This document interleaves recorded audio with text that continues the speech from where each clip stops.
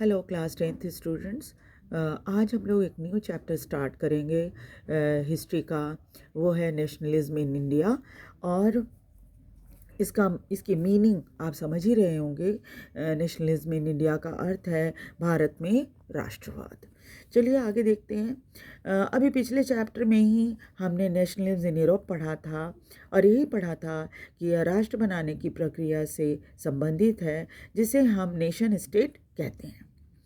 ये लोगों की सोच कैसे बदल रही है, वे कौन हैं, उनकी पहचान क्या है और वे कहाँ के हैं, इसके लिए हम नए सिंबल्स, नए सॉन्ग्स, नए विचारों ने लोगों को नए नए विचारों से लोगों को जोड़ा गया था, है ना, कि वो कहाँ रहते हैं और उनकी आइडेंटिटी क्या है, सेंस ऑफ बिलोंगिंग क्या है, कि वह कहाँ के रहने वाले हैं। ये सब चीज़ें नेशनलिज्म से जुड़ी हुई हैं या नेशन स्टेट से जुड़ी हुई हैं।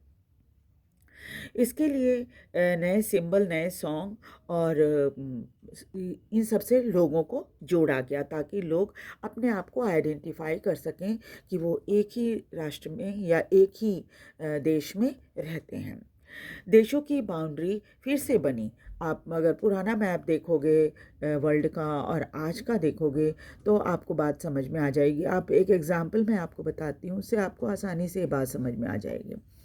स्वतंत्रता से पहले भारत का आप मैप देखो और जब पाकिस्तान के साथ बंटवारा हुआ था भारत का, तब आप उसका मैप देखोगे तो आपको फ़र्क साफ पता चल जाएगा कि किस तरह से नेशन स्टेट्स जब बने तो उसकी बाउंड्री बनाई गई। भारत एक अलग नेशन बना, पाकिस्तान एक अलग नेशन बना, है ना।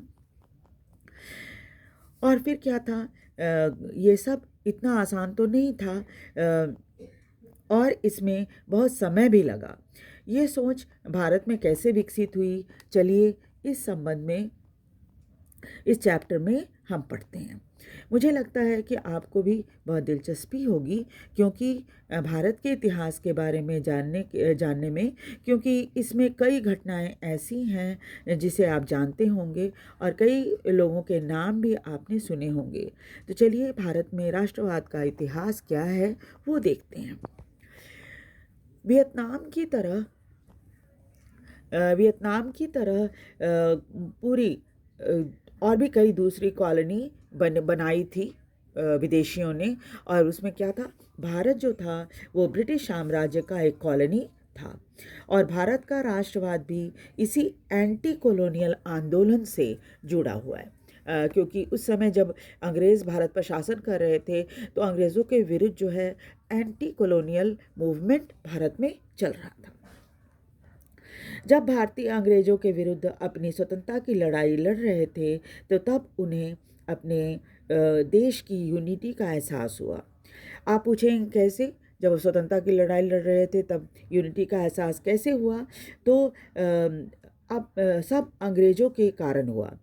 कारण कौन थे? ये अंग्रेज ही थे, जिसकी वजह से उन्होंने पूरे भारत को एक सूत्र में जोड़ दिया था। कैसे जोड़ा था वो देखिए।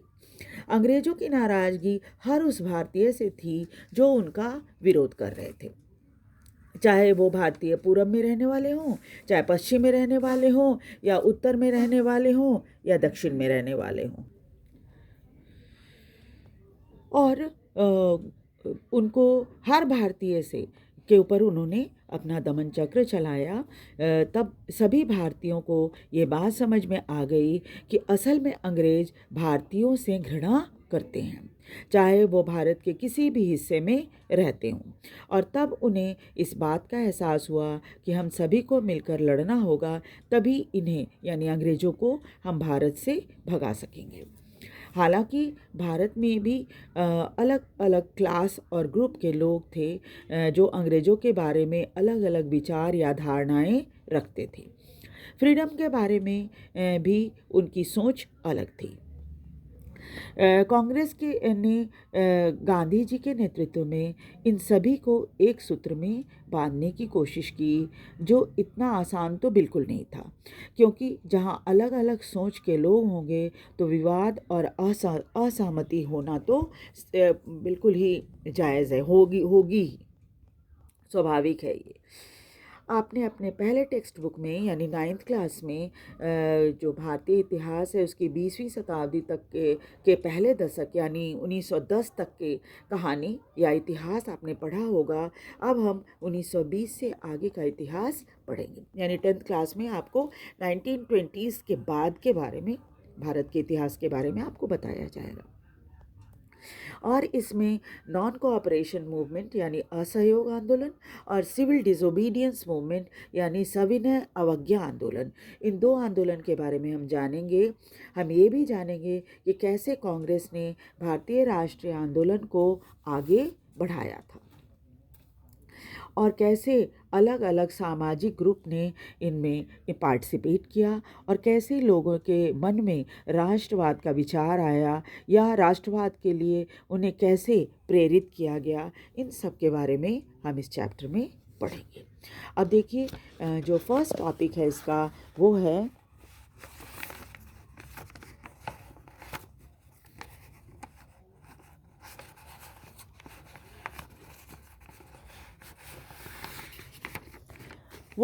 द फर्स्ट वर्ल्ड वॉर, खिलाफत एंड नॉन कोऑपरेशन मूवमेंट। ये फर्स्ट वर्ल्ड वॉर, खिलाफत and non cooperation movement. First world war आप समझते ही हैं, पहला विश्व युद्ध, और खिलाफत आंदोलन और नॉन कोऑपरेशन यानी असहयोग आंदोलन।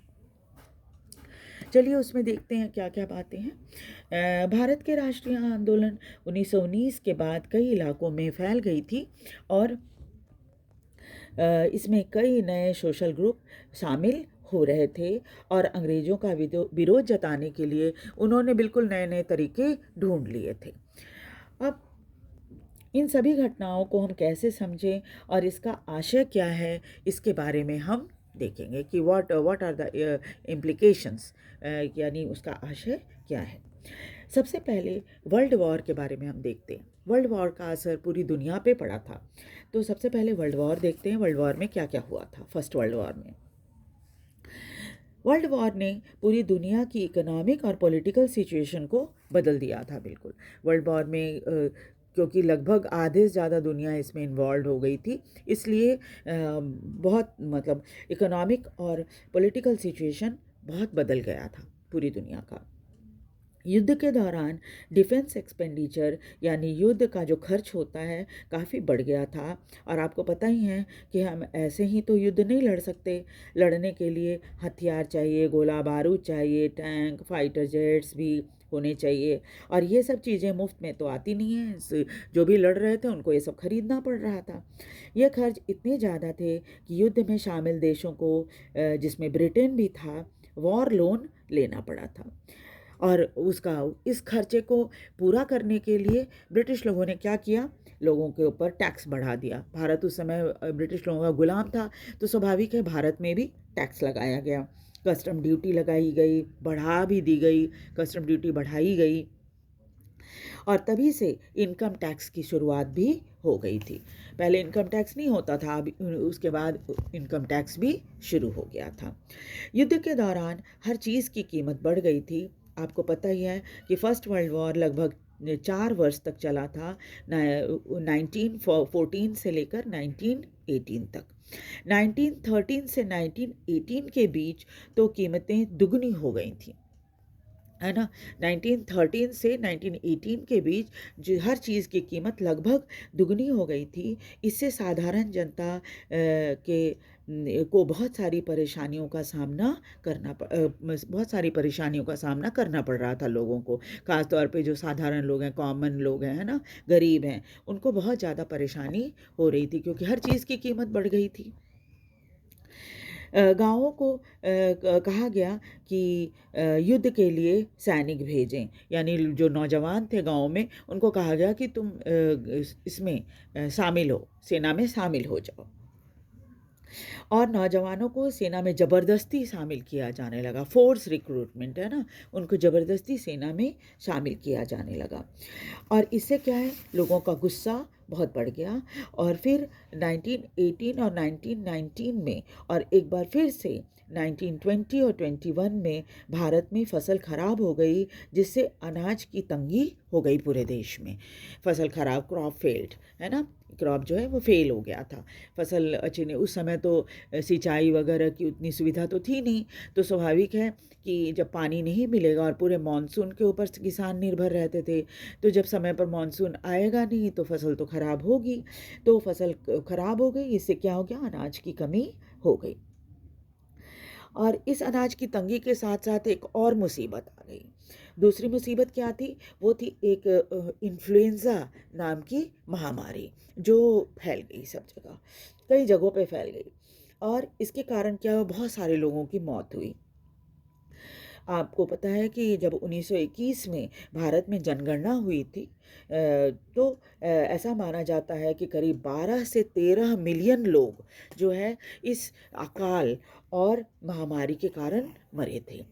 देखिए, कह रहे हैं कि 12 से 13 मिलियन लोग जो है वो उनकी मृत्यु हो गई थी, अकाल यानी जो फेमीन, सूखा पड़ा था उसकी वजह से, और एपिडेमिक यानी इस महामारी की वजह से।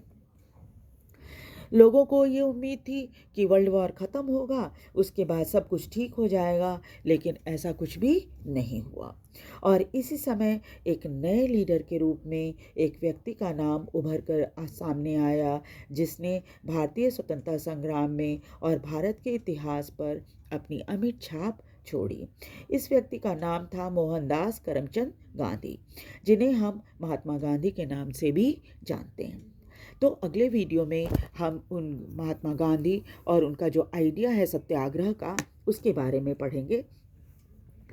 और आपको ये वीडियो कैसा लग रहा है, आप इसके बारे में ज़रूर कमेंट करें, और लाइक और सब्सक्राइब भी ज़रूर करें। Thank you.